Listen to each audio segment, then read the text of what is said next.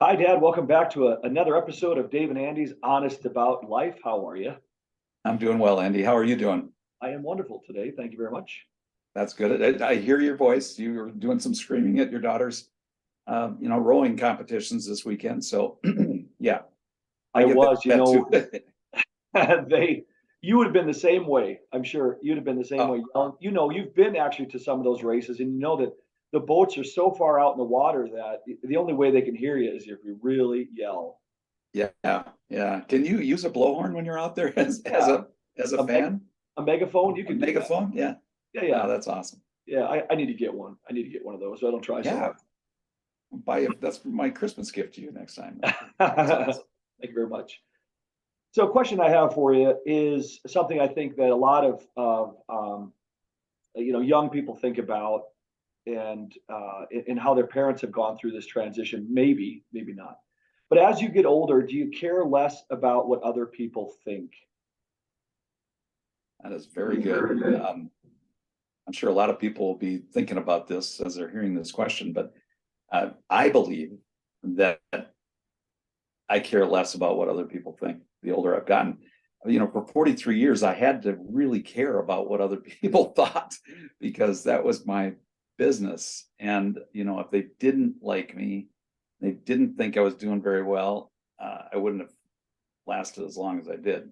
So I did care a lot while I was, working on television and on radio about what other people thought. And I kind of danced around topics, not trying to step on toes. But now the older I've gotten, and now that I'm retired, I don't care. No, it's not that I don't care. I I just care less about what other people think. Do you think that's the case? You have a unique situation in that, in some respects, your career, your position depended upon what other people thought. Ratings, do people believe what you're telling them? And you had to be right a certain amount of the time, et cetera. But do you think in general, as we get older, we care less about what other people think? That's a I believe that's true, Andy. And I think you can think into yourself what that is true. I believe that the older you get, the more you're concerned about your family, the more you're concerned about those people that you love around you, that they're the ones that matter. And so I believe you care less about some of those extraneous people that are in your life, that really don't matter as much. And the older you get, the more you realize how important your family is and how important those day in and day out things that happen to your family are. And so you become less concerned about other people outside of that group, that family group, and of course your very best friends.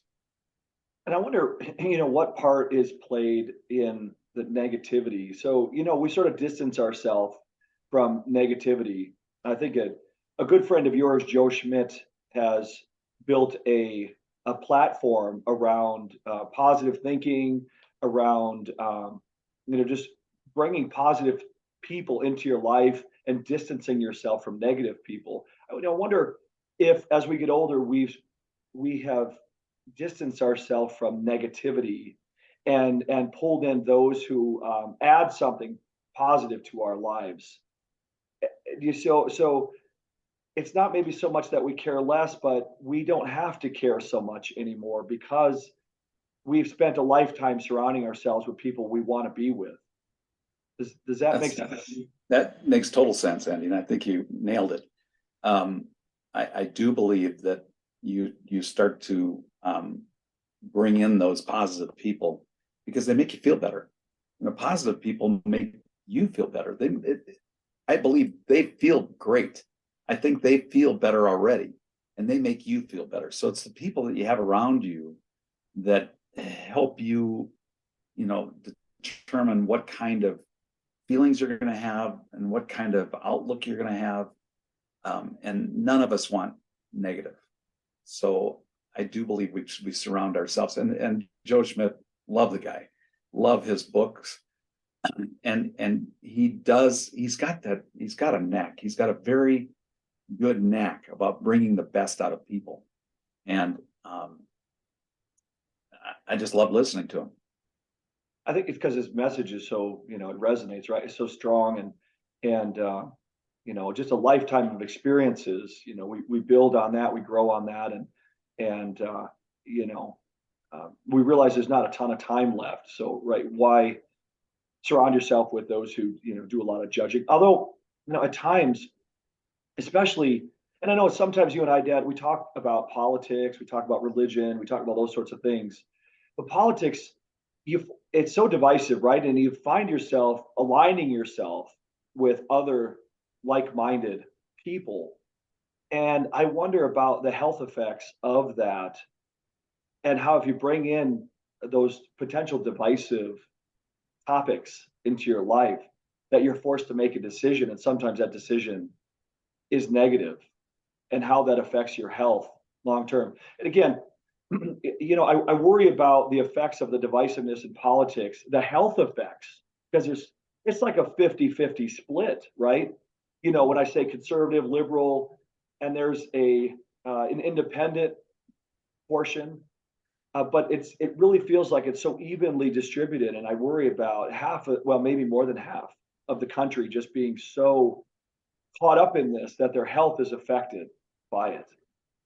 I totally agree with you, buddy. And I think that is some of the things we're seeing, some of the viruses and whatever that are out there are getting a stronger hold on us, a stranglehold on humanity, because of the stressors that we have now, and that negativism. All these viruses and bad things try to feed off of that ability for us to shield those. If we don't have that ability to shield ourselves from that and be positive and be happy, smile, all those things help shield us from those bad negative things.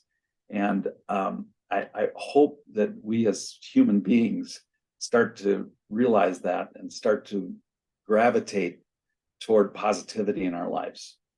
Each and every one of us has different positivities, but if we try to focus on that, I think it'll really help us all in a lot of ways, fighting some of these things that are coming into our lives now, that I think we're fed by our inability to shield them off with our own bodies.